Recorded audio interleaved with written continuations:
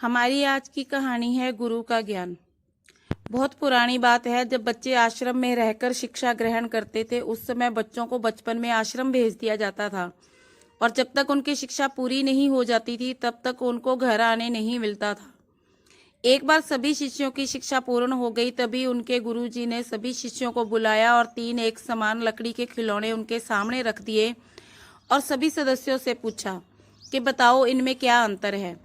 पहले तो किसी को कोई अंतर समझ में नहीं आया, पर ध्यान से देखने में लकड़ी के खिलौनों में अंतर समझ में आ गया।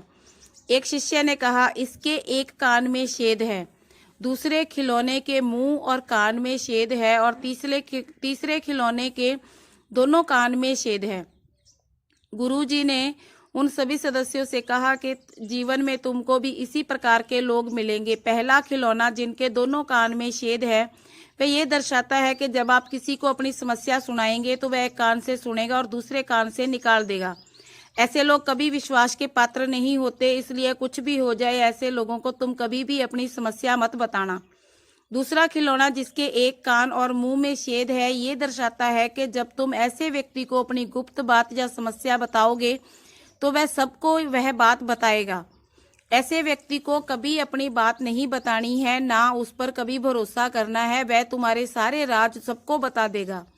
तीसरा खिलौना जिसके एक कान में छेद है ऐसे व्यक्ति का प्रतीक है जो हमारी बात को ध्यान से सुनते हैं और ना ही किसी से कहते हैं बल्कि हमारी समस्या का समाधान भी हमें बताते हैं।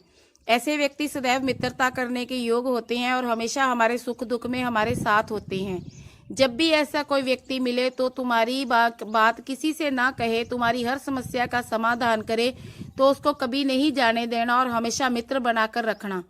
गुरु ने अपनी बात खत्म करते हुए सभी शिष्यों को आशीर्वाद दिया और कहा कि ये मेरा अंतिम उपदेश है। मैंने तुम लोगों को बहुत ज्ञान दिया था, पर यह ज्ञान तुम लोगों को जिस समाज में जा रहे हो उसके लिए है। इसको हमेशा याद रखना और जीवन में आगे बढ़ना।